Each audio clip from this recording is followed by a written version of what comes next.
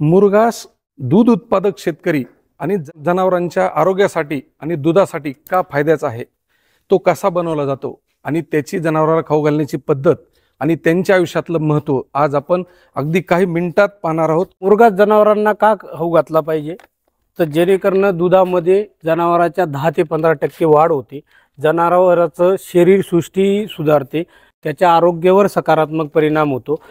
ज्या वेळेस आपल्याकडे कोरडं हंगाम असतो म्हणजे उन्हाळा असतो त्यावेळेस चारा मिळत नाही, तर त्यावेळेसही आपण हा चारा देऊ शकतो आणि हा चारा 12 महिने टिकतो, कुठल्याही पद्धतीने खराब होत नाही। तर याच्यात आपण असं एक हा सायलेज जे हे जर तुम्ही कंटिन्यू गाईला म्हशीला जे काही तुमचं दुभतं जनावर आहे त्यांना खाऊ घातलं तर दूधही वाढतं, दूध साधारण 10 ते 15% वाढतं आणि गाईचं किंवा म्हशीची तब्येतही व्यवस्थित असते, म्हणजे थोडक्यात त्याची शारीरिक सृष्टीही चांगली असते। व्हॅलिडिटी 1 वर्षाची सर, 12 महिने। हो, 12 महिने त्याला हवा न लागता आम्ही डायरेक्ट प्लॅस्टिक मध्ये पॅकिंग करतो, व्हॅक्यूम पॅकिंग होते, त्याच्या आतली हवा बाहेर काढून घेतो, पॅकिंग करतो आणि मग आम्ही पुढे तो विकतो। पण मी साधारण एक नॉर्मल गाईला सांगतो 5 ते 6 किलो सकाळी, 5 ते 6 किलो संध्याकाळी। म्हैस असेल तर म्हैसचं खाणं जास्त असतं, तर तिला साधारण 8 ते 10 किलो सकाळी, 8 ते 10 किलो संध्याकाळी। अच्छा, अशा पद्धतीने जर तुम्ही खाऊ घातलं तर तुम्हाला 100% रिझल्ट येतो।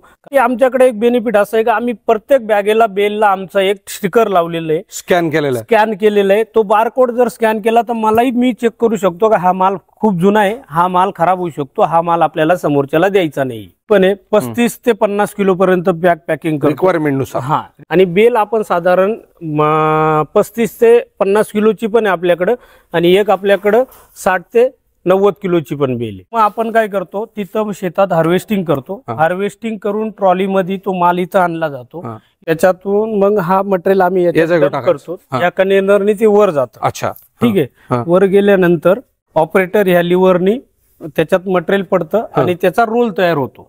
गोल आकाराचा रोल तयार झाला की इथं सायरेन वाजतो, सायरेन म्हणजे ते अलर्ट देतं की तयार झालं। हा, तयार झालं। या स्टँडवर बाहेरच्या बाजूनी ह्या रोल थ्रू पॅकिंग असं फिरते, टोटली रोटेशन, रोटेशन प्रमाणे फिरणार, त्याच्यामुळे पूर्णपणे त्याला पॅकिंग झाल्यानंतर आपण स्टँडवर टाकतो, वजन काट्यावर नेतो, वजन करतो आणि मग नंतर तिकडे शिप करतो।